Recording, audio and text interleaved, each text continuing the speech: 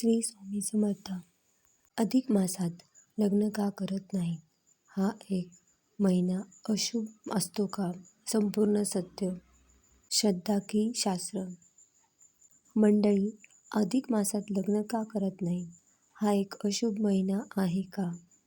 अधिक मास आला की अनेक शुभ कार्य थांबवली जातात. विशेषतः लग्न, गृहप्रवेश, मुंज असे बरेचसे कार्य थांबवले जातात.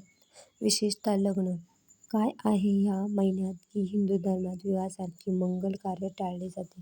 हे फक्त अंधश्रद्धा आहे का की यामागे खरंच शास्त्रीय आणि धार्मिक कारण आहे? आज आपण या व्हिडिओमध्ये हे जाणून घेऊया. अधिक मासात या काळात लग्न का केले जात नाही? मुहूर्त शास्त्रानुसार शुभ मुहूर्त यामध्ये नसतात का? अधिक मास हा सांसारिक सुखापेक्षा आध्यात्मिक प्रगतीसाठी राखून ठेवलेला असतो. विवाह हा भोग, संसार आणि नवीन गृहस्थ जीवनाची सुरुवात आहे. तर अधिक मास हा वैराग्य, साधना आणि ईश्वर भक्तीसाठी समर्पित आहे. म्हणून या काळामध्ये विवाह टाळले जातात. हिंदू धर्मात विवाहासाठी ग्रह स्थिती, नक्षत्र, तारे, तिथी, योग यांचा विचार केला जातो. अधिक मास हा अतिरिक्त समायोजनाचा महिना असल्यामुळे शास्त्रानुसार त्यात स्थिर मुहूर्त आपल्याला मिळत नाहीत. त्यामुळे विवाहासारखे मोठे मंगल कार्य पुढे ढकलली जातात. धार्मिक परंपरा आणि सामाजिक शिस्त.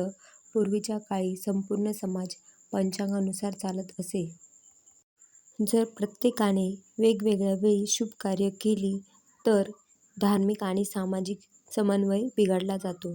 म्हणून काही कालखंड विशेषतः साधनेसाठी, श्रद्धेसाठी, उपासनेसाठी आणि संयमासाठी ठेवलेले असतात. अधिक मास हा त्यापैकीच एक काळ आहे.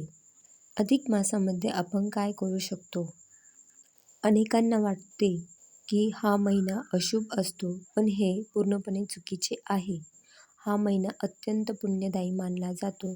आपण या काळामध्ये विष्णुपूजन, गीतापठण, रामरक्षा, दानधर्म, अन्नदान, जपमाळ जपणे, तीर्थयात्रा, उपवास यासारख्या धार्मिक गोष्टी नक्कीच करू शकतो आणि हे केल्याने आपल्याला अधिक पुण्य मिळतं. महत्त्वाची गोष्ट म्हणजे हे अपशकुन म्हणून मानले जात नाही, तर धार्मिक शिस्त आणि परंपरेचा भाग म्हणून गणलं जातं. म्हणजेच अधिक मासात लग्न केलं तर लगेच वाईट घडतं असं शास्त्र सांगत नाही. परंतु पारंपरिक शुभ मुहूर्तामध्ये विवाह करणे अधिक मंगल मानलं जातं. अधिक मास हा अशुभ नसून अत्यंत पवित्र महिना आहे. हा काळ भौतिक गोष्टींपेक्षा आध्यात्मिक उन्नतीसाठी फक्त राखून ठेवलेला आहे. म्हणूनच विवाहासारखी मंगल कार्य या काळामध्ये टाळली जातात. तुमचं लग्न कोणत्या महिन्यात झालं हे आम्हाला नक्की कळवा. तुम्हाला हा व्हिडिओ आवडला असेल तर लाईक, शेअर, सबस्क्राईब करा चॅनलला आणि व्हिडिओ बघितल्याबद्दल धन्यवाद.